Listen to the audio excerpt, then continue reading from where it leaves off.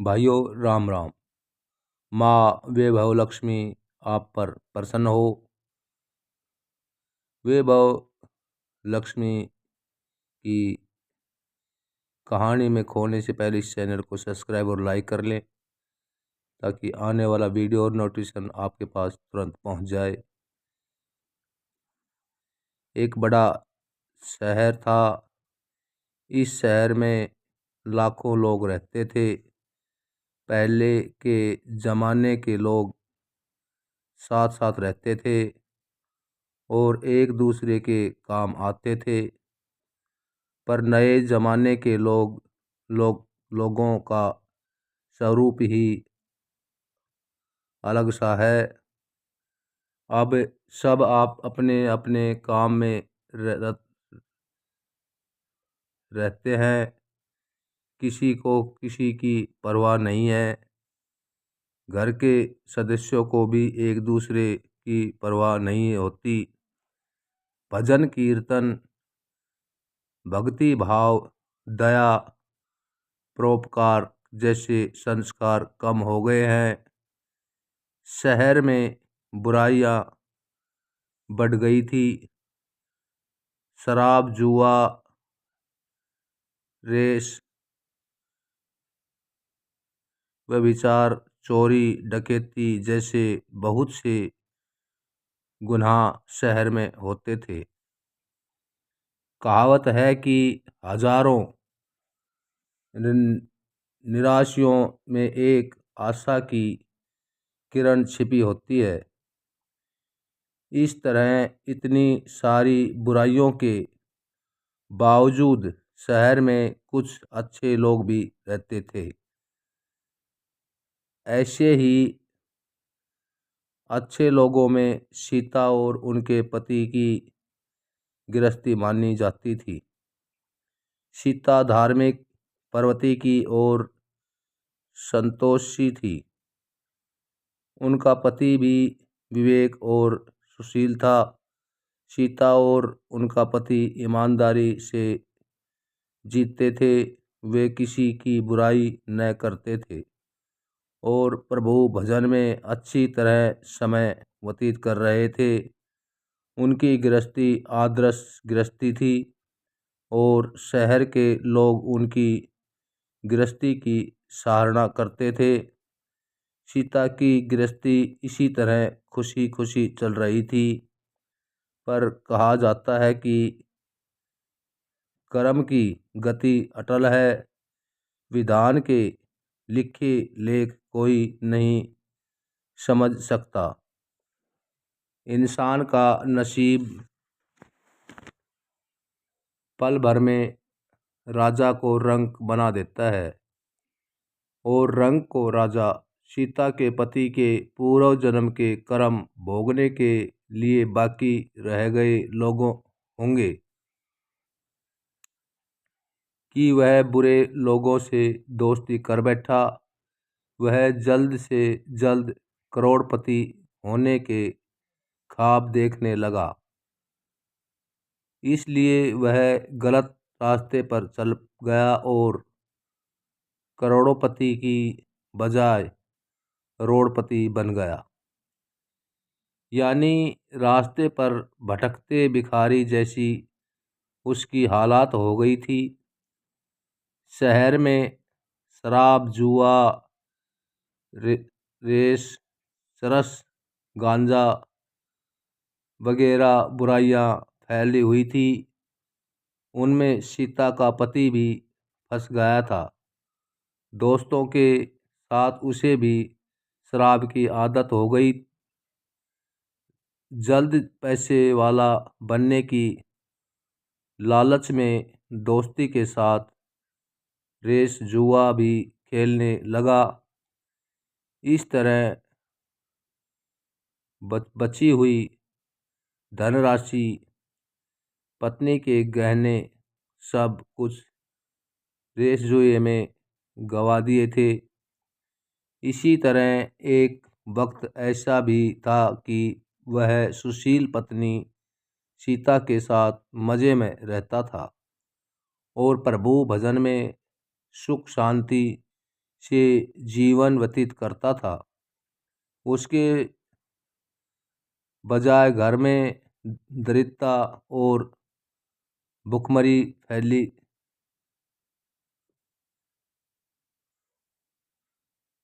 गई। सुख से खाने की बजाय 2 वक्त भोजन के लाले पड़ गए और सीता को पति की गालियां खाने का वक्त आ गया था। सीता सुशील और संस्कारी स्त्री थी। उसको पति के बर्ताव से बहुत दुख हुआ, किंतु वह भगवान पर भरोसा करके बड़ा दिल रखकर दुख सहने लगी। कहा जाता है कि सुख के पीछे दुखों और दुख के पीछे सुख आता ही है। इसलिए दुख के बाद सुख आएगा ही, ऐसी आशा के साथ सीता प्रभु भक्ति में लीन रहने लगी। इसी तरह सीता असहाय दुख सहते सहते प्रभु भक्ति में समय बिताने लगी। अचानक एक दिन दोपहर को उनके द्वार पर किसी ने दस्तक दी। सीता में सीता सोच में पड़ गई कि मुझ जैसे गरीब के घर इस वक्त कौन आया होगा। फिर भी द्वार पर आए हुए अतिथि का आदर करना चाहिए। ऐसे आर्य धर्म के संस्कार वाली सीता ने खड़े होकर द्वार खोला। देखा तो सामने एक माजी खड़ी थी। वे बड़ी उम्र की लगती थी, किंतु उनके चेहरे पर अलौकिक तेज दिख रहा था। उनकी आंखों में से मानो अमृत बह रहा था। उनका भव्य चेहरा करुणा और प्यार से छलकता था। उनको देखते ही सीता के मन में अपार शांति छा गई। वैसे सीता इन मांझी को पहचानती न थी, फिर भी उनको देखकर सीता के रोम रोम में आनंद छा गया। सीता मांझी को आदर के साथ घर में ले आई। घर में बिठाने के लिए कुछ भी नहीं था। अत सीता ने सकुचा कर एक पटरी बड़ी चद्दर पर उनको बिठाया। माँ जी ने कहा, क्यों सीता, मुझे पहचाना नहीं? सीता ने सक्सा कर कहा, माँ, आपको देखते ही लगता है कि मैं बहुत दिनों से जिससे ढूंढ रही थी वे आप ही हैं, पर मैं आपको पहचान नहीं पाई। माँ जी ने हंसकर कहा, क्यों भूल गई? हर शुक्रवार को लक्ष्मी जी के मंदिर में भजन कीर्तन होते हैं, तब मैं भी वहाँ आती हूँ। वहाँ हर शुक्रवार को हम मिलते हैं। पति जब से गलत रास्ते पर चला गया था, तब से सीता बहुत दुखी हो गई थी और दुख की मारी वह लक्ष्मी जी के मंदिर में भी नहीं जाती थी। बाहर के लोगों के साथ नज़र मिलाते भी उसे शर्म लगती थी। उसने दिमाग पर जोर दिया, पर वह यह माजी याद नहीं आ रही थी। तभी माँ जी ने कहा, तू लक्ष्मी जी के मंदिर में कितने मधुर भजन गाती थी। अभी तू दिखाई नहीं देती थी, इसलिए मुझे लगा कि कहीं तू बीमार तो नहीं हो गई है। ऐसा सोचकर मैं तुझे मिलने चली आई हूँ। माँ जी के अति प्रेम भरे शब्दों से सीता का हृदय पिघल गया। उसकी आंखों में आंसू आ गए। माँ जी के सामने वह बिलख बिलख कर रोने लगी। यह देखकर माँ जी सीता के नज़दीक सरकी और उसकी शिक्ष सिसकती पीठ पर प्यार भरा हाथ फेरकर सत्वान देने लगी।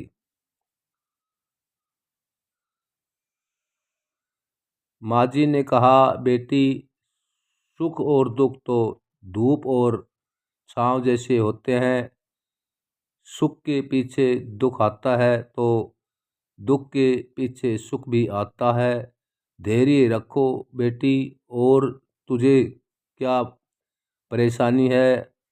अपने दुख की बात मुझे सुना। तेरा मन भी हल्का हो जाएगा और तेरे दुख का कोई उपाय भी मिल जाएगा। माँ जी की बात सुनकर सीता के मन को शांति मिली। उसे माँ जी से कहा, माँ, मेरी गृहस्थी में भरपूर सुख और खुशियाँ थी। मेरे पति भी सुशील थे। भगवान की पैसे की कृपा से पैसे की बात में भी हमें संतोष था। हम शांति से गृहस्थी चलाते थे। ईश्वर भक्ति में अपना वक्त व्यतीत करते थे। याकायाक हमारा भाग्य हमसे रूठ गया। मेरे पति की बुरे लोगों से दोस्ती हो गई। बुरी संगत की वजह से ये शराब, जुआ, रेस, चरस, गांजा वगैरह वगैरह खराब आदतों के शिकार हो गए और उन्होंने सब कुछ गंवा दिया और हम रास्ते के भिखारी जैसे बन गए। यह सुनकर माँ जी ने कहा, सुख के पीछे दुख और दुख के पीछे सुख के पीछे सुख आता ही रहता है। ऐसा भी कहा जाता है कि कर्म की गति नारी होती है और हर इंसान को अपने कर्म भुगताने पड़ते हैं। इसलिए तू चिंता मत कर। अब तू कर्म भुगता चुकी है। अब तुम्हारे सुख के दिन अवश्य आएंगे। तू तो माँ लक्ष्मी जी की भगत है। माँ लक्ष्मी जी तो प्रेम और करुणा की अवतार हैं। वे अपने भक्तों पर हमेशा ममता रखती है। इसलिए तू धैर्य रखकर माँ लक्ष्मी जी का व्रत का व्रत कर। इससे सब कुछ ठीक हो जाएगा। माँ लक्ष्मी जी का व्रत करने की बात सुनकर सीता के चेहरे पर चमक आ गई और उसने पूछा, माँ लक्ष्मी जी की का व्रत कैसे किया जाता है, वह मुझे समझाइए। मैं यह व्रत अवश्य करूँगी। माँ जी ने कहा, बेटी, माँ लक्ष्मी जी का व्रत बहुत सरल है। उससे वरलक्ष्मी व्रत या वैभव लक्ष्मी व्रत भी कहा जाता है। यह व्रत करने वाले की सब मनोकामनाएं पूर्ण होती हैं। वह सुख, संपत्ति और यश प्राप्त करता है। ऐसा कहकर मांझी वैभव लक्ष्मी व्रत की विधि कहने लगी। बेटी, वैभव लक्ष्मी व्रत वैसे तो सीधा साधा व्रत है, किंतु कई लोग यह व्रत गलत तरीके से करते हैं, अतः उसका फल नहीं मिलता। कई लोग कहते हैं कि सोने की, गहनों की, हल्दी, कुमकुम से पूजा करो, बस व्रत हो गया। तभी उसका फल मिलता है। सिर्फ सोने के गहनों की पूजा करने से फल मिल जाता तो सभी आज लखपति बन गए होते। सच्ची बात तो यह है कि सोने के गहनों का विधि से पूजन करना चाहिए। व्रत के उद्यापन की विधि भी शास्त्र में होनी चाहिए, तभी यह वैभव लक्ष्मी व्रत पूर्ण फल देता है। यह व्रत शुक्रवार को करना चाहिए। सुबह में स्नान करके स्वच्छ कपड़े पहनो और सारा दिन मन में जय माँ लक्ष्मी का स्मरण करते रहो। किसी की चुगली नहीं करनी चाहिए। शाम को पूर्व दिशा में मुँह रहे इस तरह शासन पर बैठे जाओ। सामने पाटा रखकर उसके ऊपर रुमाल रखो। रुमाल पर चावल का छोटा सा ढेर करो। उस ढेर पर पानी से भरा तांबे का कलश रखकर कलश पर एक कटोरी रखो। उस कटोरी में एक सोने का गहना रखो। सोने का गहना न हो तो चांदी का भी चलेगा। चांदी का न हो तो नगद रुपये भी चलेगा। बाद में घी का दीपक जलाकर धूप सुलगाकर रखो। माँ लक्ष्मी जी बहुत प्रसन्न रूप हैं। ये सदा अपने भक्तजनों पर कृपा बनाए रखती है। दीपक जलाने के बाद जय माँ लक्ष्मी का उच्चारण करते मन में माँ लक्ष्मी के प्रति प्रेम की भावना रखें। इसी से महालक्ष्मी प्रसन्न होती हैं। जय महालक्ष्मी।